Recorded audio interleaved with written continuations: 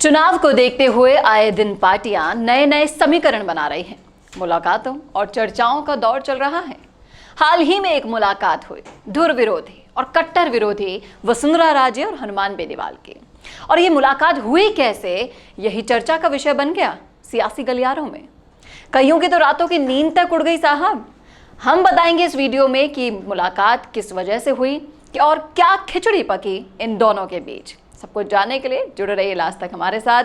नमस्कार, मैं हूं चेतना शर्मा और आप देखना शुरू कर चुके हैं राजस्थान संवाद। राजनीतिक जानकारों का कहना है कि अगर वसुंधरा ने हनुमान बेनीवाल से खुद आगे बढ़कर मुलाकात की है तो जरूर उनको आलाकमान से निर्देश मिले होंगे।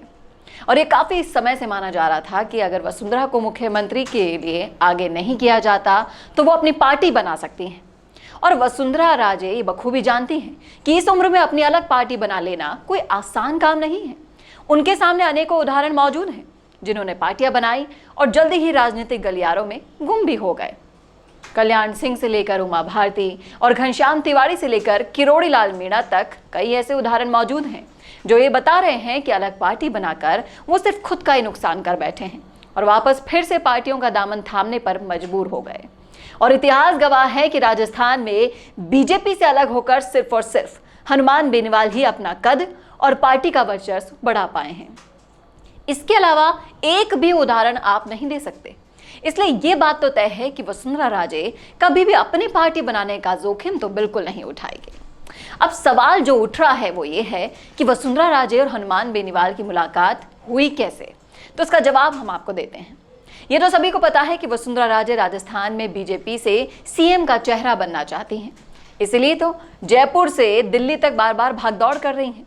और बीजेपी का चेहरा तो सिर्फ प्रधानमंत्री नरेंद्र मोदी ही हैं और आलाकमान ने अभी तक ऐसा कोई संकेत नहीं दिया है जिससे लगे कि वसुंधरा राजे सीएम पद के उम्मीदवार की दौड़ में शामिल हो। लेकिन पिछले दिनों एक बैठक हुई थी और फिर इसने एक चर्चा छेड़ दी कि वसुंधरा राजे भी इस दौड़ में शामिल हो सकती है, कि उन्होंने सिर्फ एक दिन के लिए दिल्ली से जयपुर आकर भाजपा के प्रदेश संगठन मंत्री प्रकाश जी से मुलाकात की और फिर लौट गई। उसके बाद राजनीतिक गलियारों में चर्चाएं उठी कि भाजपा के जितने भी बड़े नेता हैं जो वसुंधरा राजे उन्हें मनाने की कवायद चल रही है। प्रकाश चंद्र और वसुंधरा के रिश्ते भी आपको बता दूं कि पहले खराब रह चुके हैं और इस 4.5 साल से संघ ने वसुंधरा को कोई तवज्जो भी नहीं दी थी। उससे पहले के 5 साल के शासन की बात करें तो वसुंधरा ने संघ के लोगों का कोई भी काम नहीं किया था, इसीलिए ये हुआ। वसुंधरा राजे को किसी बड़े भाजपा नेता ने संघ के नाराज नेताओं से मुलाकात करने की सलाह दे दी है और इसी के कारण ही वो प्रकाश चंद्र से मिलने आई थी। इसके साथ ही बीजेपी और राष्ट्रीय लोकतांत्रिक पार्टी के गठबंधन की चर्चाएं भी चारों तरफ तेज हो रखी हैं, क्योंकि हनुमान बेनीवाल ने ऐसा कहा जा रहा है कि 35 सीटों की मांग कर दी है बीजेपी से, जबकि भाजपा 18 देने को तैयार है और लगभग 25 सीटों पर सहमति बन सकती है। ऐसे में बेनीवाल को ही नहीं बल्कि बीजेपी को भी फायदा होगा। असल में 2019 के लोकसभा चुनाव में रालोपा ने भाजपा से गठबंधन किया था, जिसके कारण एक सीट बेनीवाल को मिली थी, जबकि जोधपुर, बाड़मेर, चूरू, सीकर, जयपुर ग्रामीण, पाली, राजसमंद और अजमेर जैसे 10 सीटों पर बीजेपी को बड़ा फायदा मिला था। और बीजेपी बखूबी जानती है कि इन सीटों पर बेनीवाल का बहुत बड़ा प्रभाव है। इसलिए बीजेपी ने बेनीवाल को गठबंधन के लिए कहा तो उनकी तरफ से पहली शर्त ही यही थी कि वसुंधरा राजे को आगे किया जाएगा तो गठबंधन नहीं होगा। और इसी बात से वसुंधरा राजे को अवगत भी कराया गया। वसुंधरा राजे मुख्यमंत्री का चेहरा बनना चाहती हैं और बीजेपी रालोपा के साथ गठबंधन करना चाहती हैं।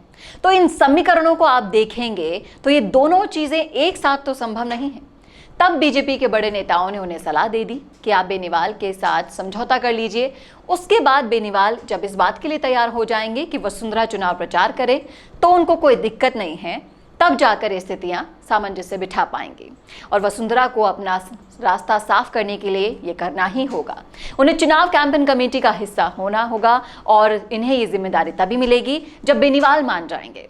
तो वसुंधरा राजे ने तय किया है कि अब सारी पुरानी कड़ी बातें बुलाकर हनुमान बेनीवाल से वो मुलाकात करके उनकी नाराजगी दूर करेंगी और इन रिश्तों को नए आयाम देने का प्रयास करेगी।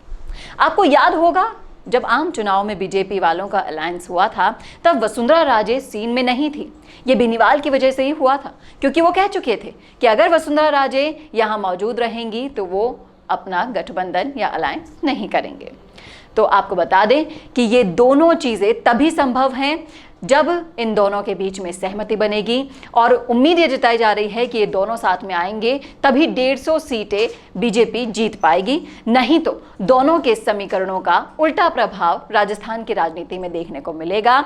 इसीलिए दोनों ये कट्टर विरोधी एक साथ मिले और ये थी पूरी खिचड़ी जो अभी मैंने आपको सुना दी है। आपकी क्या राय है? आपका क्या कहना है? क्या आपकी राय भी हमसे सहमत है? जरूर लिख डालिए कमेंट बॉक्स में। और इसी तरह के और विश्लेषण के लिए देखना ना भूलेगा राजस्थान संवाद। नमस्कार। कौन देखता है अब टीवी पर आपको कितनों ने देखा, ये कैसे पता चलेगा? घर घर इंटरनेट पहुंचने के बाद अब सब कुछ है डिजिटल। आपका वीडियो कितनों ने देखा ये हर पल आपको पता चलेगा, इसलिए डिजिटल मीडिया में बनाइए अपनी पहचान। 4.5 करोड़ से ज्यादा व्यूज और 3,27,000 से ज्यादा सब्सक्राइबर वाले राजस्थान के चैनल राजस्थान संवाद पर करवाइए कवरेज।